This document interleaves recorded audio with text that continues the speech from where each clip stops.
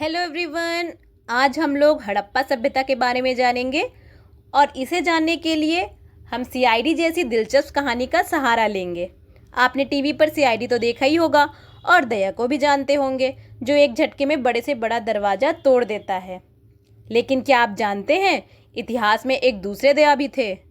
उन्होंने कोई लकड़ी का दरवाज़ा नहीं तोड़ा, बल्कि ज़मीन के अंदर दबे एक पूरे के पूरे शहर का राज खोल दिया। यह है हमारी कहानी के असली हीरो, जिनका पूरा नाम राय बहादुर दयाराम साहनी है, जिन्होंने 1921 में हड़प्पा की खोज की। तो आज हम सीआईडी के दया को दयाराम साहनी से को रिलेट करके ट्रिक से पढ़ेंगे, जिससे हम हड़प्पा सभ्यता से रिलेटेड इम्पॉर्टेंट फैक्ट याद रख सकें। तो अब से आप जब भी सीआईडी के दया को दरवाज़ा तोड़ते देखेंगे तो आपको 1921 के दयाराम साहनी की भी याद आएगी, जिन्होंने हड़प्पा के ऐतिहासिक दरवाज़ा खोला था। तो चलिए शुरू करते हैं। एसीपी प्रद्युमन दया से बोलते हैं, गड़बड़ है, कुछ तो गड़बड़ है दया। ये लाल मिट्टी के बर्तन और उन पर ये काले रंग की चित्रकारी, ये हमें 5000 साल पीछे ले जा रहे हैं। दया, अब दरवाज़ा नहीं, अब ये ज़मीन खोदनी होगी। पता लगाओ ये चीज़ें किस सभ्यता की हैं। लेकिन दोस्तों, इतने बड़े केस की शुरुआत करने से पहले हमारे दया ने सोचा कि थोड़ा शुभ काम कर लिया जाए। तो वो पहुंचते हैं रावी नदी के किनारे।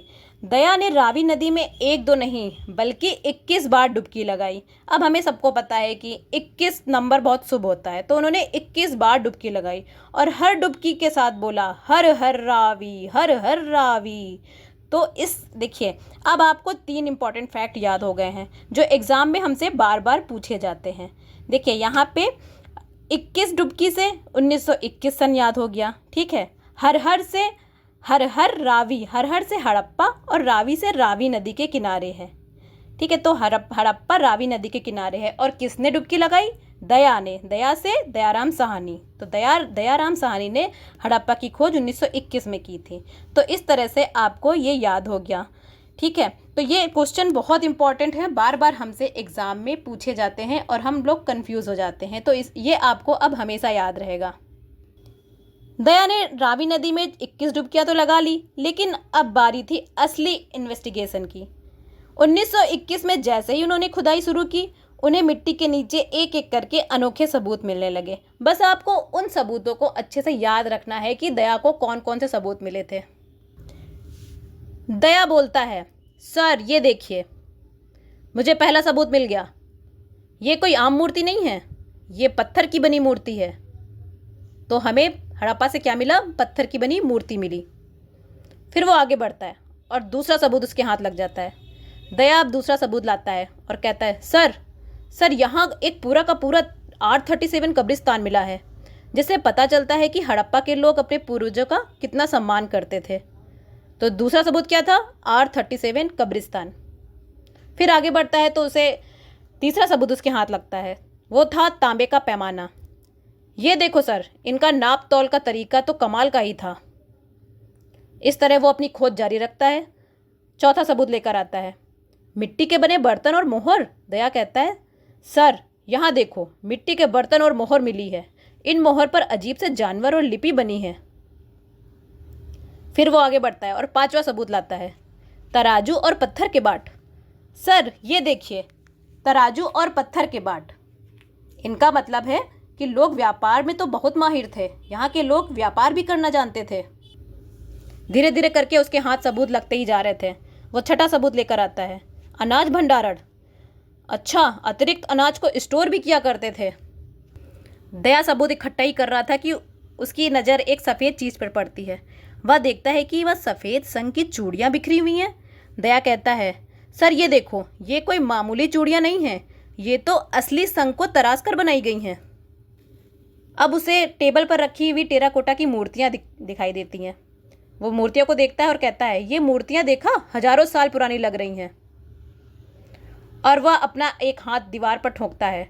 उस दीवार से कुछ अजीब सी आवाज़ आ रही थी और फिर वो एक जोर का मुक्का मार देता है दीवार पर और दीवार टूट जाती है। दया कहता है, सर ये देखिए, ये पकी हुई ईंटों से बनाई गई है। मतलब पकी हुई ईंटों का भी साक्ष्य कहाँ से मिला था? हड़प्पा से मिला था। अब एक एक करके उसके सारे सबूत उसके हाथ लगने लगे थे। दया की दिलचस्पी बढ़ रही थी। अब दया को लाल मिट्टी के बर्तन, कटोरा और घड़े मिलते हैं। उन पर काले रंग से अजीब सी डिज़ाइन बनी थी।